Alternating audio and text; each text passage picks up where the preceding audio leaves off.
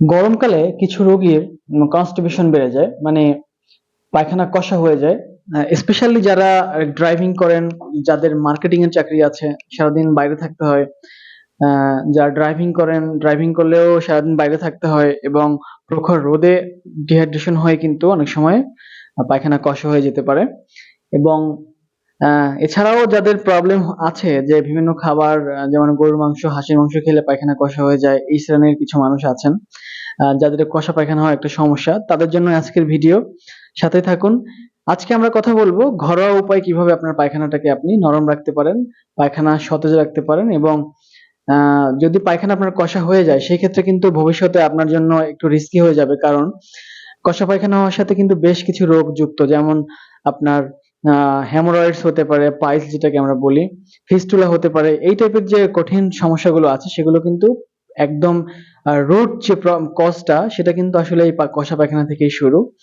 তো কষা পায়খানা আপনারা যদি পারসিস্ট করেন, অনেকদিন যাবত কষা পায়খানা হয়ে যাচ্ছে, আপনারা খেয়াল নিচ্ছেন না, তাহলে কিন্তু আস্তে আস্তে এগুলো ফিস্টুলা কিংবা পাইলস এর দিকে কনভার্ট হতে পারে।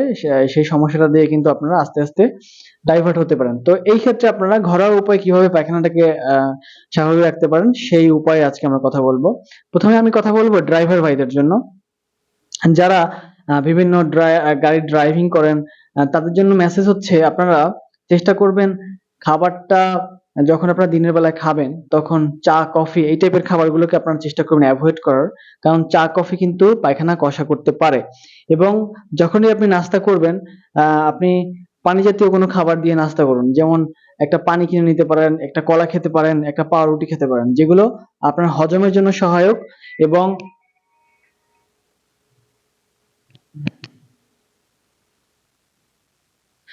যেগুলো আপনার হজমের জন্য সহায়ক এবং সহজে আপনি এটাকে হজম করে ফেলতে পারেন, সেই টাইপের যে খাবারগুলো আছে সেটা আপনারা খাওয়ার চেষ্টা করুন। এবং পানি কিংবা শসা কিংবা জুস টাইপের যে খাবারগুলো আছে সেগুলো আপনারা খান। স্পেশালি পানিটা বেশি করে খান দিনের বেলা, চা কফি অ্যাভয়েড করুন। তাহলে দেখবেন যে আপনার আস্তে আস্তে কষা পায়খানা হওয়ার যে প্রবণতা সেটা কিন্তু কমে আসবে। এবার আমি কথা বলবো যারা মার্কেটিং এ চাকরি করেন, ড্রাইভিং করা ছাড়াও যাদের রোদে থাকতে হয়, বিভিন্ন কাজে বের হতে হয়, তাদের জন্য টিপস হচ্ছে, তারা আপনারা দিনের বেলা যখন কোথাও যাবেন তখন ছাতা নিয়ে যাবেন। এবং আপনার জন্য একইভাবে দিনের বেলা চা কফি খাওয়া নিষেধ, সন্ধ্যার পরে আপনারা 1 কাপ খেতে পারেন।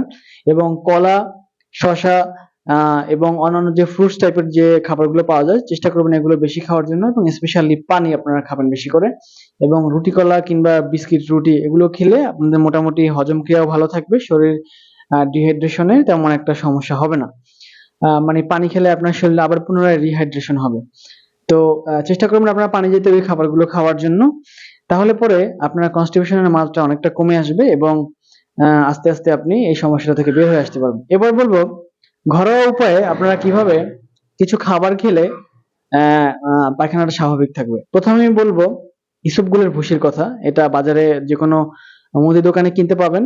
প্রতিদিন প্রতিদিন রাতে আপনারা 1 গ্লাস করে ভিজিয়ে রাখুন, কিংবা আপনারা দুপুরবেলার দিকে ভিজিয়ে রাখুন, রাতে ঘুমানোর আগে 1 গ্লাস করে খেতে পারেন।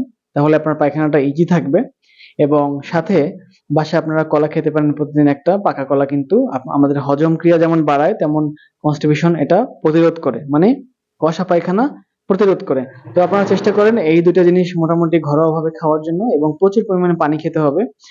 এবং সহজে হজম হয়, যেমন ভাত একটু বেশি পরিমাণে সিদ্ধ করা, তরকারিটাকে গোস্ত কিংবা অন্যান্য যে খাবারগুলো আছে একটু বেশি পরিমাণে চিবিয়ে খাওয়া, যাতে পাকস্থলীর দিকে গিয়ে পাকস্থলীর খুব একটা কষ্ট না হয় এটা চিবিয়ে খেতে। দুঃখিত, পাকস্থলীর খুব একটা কষ্ট না হয় এটা হজম করতে আপনারা চেষ্টা করবেন। এই সমস্ত মোটামুটি নিয়ম ফলো করলে আপনারা এই কষা পায়খানা থেকে মুক্তি পেতে পারেন। অন্যথায় যদি আপনার মলদ্বার থেকে রক্ত যায় কিংবা মলদ্বার ফুলে যায়, এক পাশ থেকে মাংস ঝুলে যায়, এই টাইপের যাদের সমস্যা হয়ে গেছে তারা অবশ্যই চিকিৎসকের পরামর্শ নিবেন এবং সে অনুযায়ী ওষুধ খাবেন। এবং অন্যান্য যে ট্রিটমেন্ট আছে সেগুলো ফলো করবেন। এবং শুধু খাবার দিয়ে অনেক সময় অনেকের দেখা যাচ্ছে যে পায়খানা কষা এটা প্রতিরোধ করা সম্ভব হয় না, সেই ক্ষেত্রে আপনারা একজন চিকিৎসকের পরামর্শ নিতে পারেন এবং কিছু মেডিসিন লাগলে সেটাও আপনারা গ্রহণ করতে পারেন। ধন্যবাদ। আমাদের পেজের সাথে থাকুন। যারা ইউটিউব থেকে দেখছেন সাবস্ক্রাইব করে দিন, এবং এখনো যারা শেয়ার করেননি এই সচেতনতামূলক ভিডিওগুলো আপনারা চেষ্টা করবেন শেয়ার করার জন্য, যাতে অন্যরা কিছু বুঝতে পারে, শিখতে পারে। এবং মানুষ সচেতন হয়। ধন্যবাদ। আসসালামু আলাইকুম।